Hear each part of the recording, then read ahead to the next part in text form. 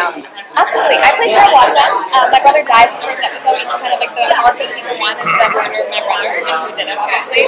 I play the lead villain on the show, which obviously comes with its own territory behind it. She kind of stirs up trouble wherever she goes. She's a head cheerleader, and she just... Well, I play Josie McCoy, the lead frontman of Josie and the Pussycats, and I'd say the difference between how I interpret Josie and how she is originally characterized is, the original comics kind of have a very cute beginning, middle, and end. There's always a button to every story, and even though Josie can come up with certain ideas, like she can come up with step 1, but then after she gets to step 2 and 3, it's like, oh no, oh my god. And I interpret Josie in 2016 as having to be far more clear and tactical about what she's doing. She has a very clear point of view of where she wants to end up. She sees herself as the Beyonce of Riverdale, and she will do whatever it takes to get her and her Pussycats out of this small town.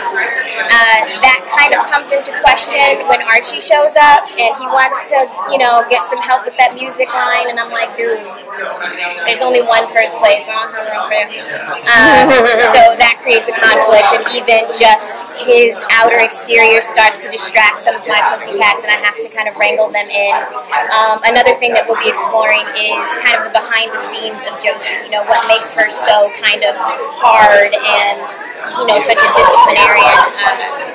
She has a lot more levels than the original, which I really enjoy being able to play. So when you guys first read the script for the pilot, what was your reaction after, oh my god, this is so good?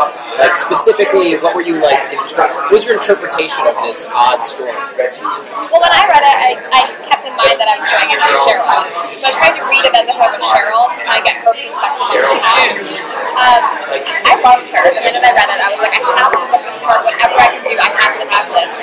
I think there was a line, I remember that it was like one of the stage directions, and it said, and forever we knew the Blossom family would be a thorn in the side of Riverdale High, and that was like mind-blowing.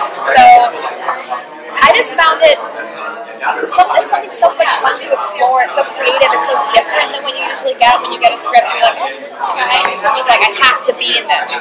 Like, we all felt that way too, which is why I was working on it. I would have to say I spent a lot of time nose deep in the comics, and I always wondered what it would be like if, Archie and the gang were here with us now.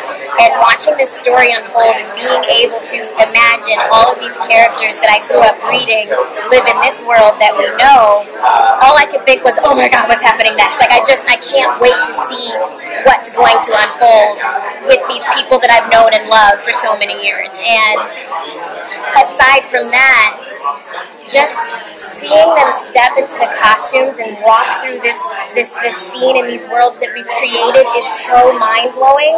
It's like when you read a comic and you imagine it as a movie in your head. It's the exact same thing. It just jumps right off the page in your face, and you can't help but want to see what's going to happen next. Like, I just want to, I don't even know what episode 2. Exactly. I would love to see who's gonna be questioned first. I wanted to ask, so Josie obviously is a singer.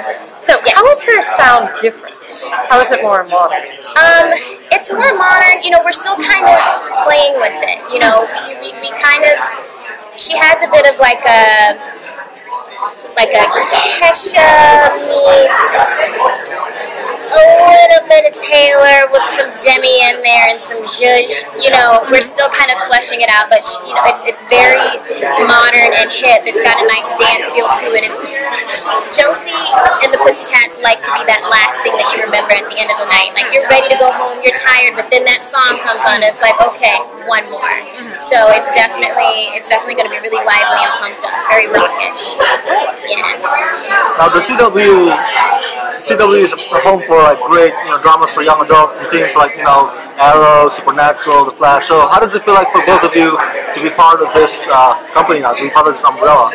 It's really amazing. Like, I don't even have the words for it. This is not where I thought I would be.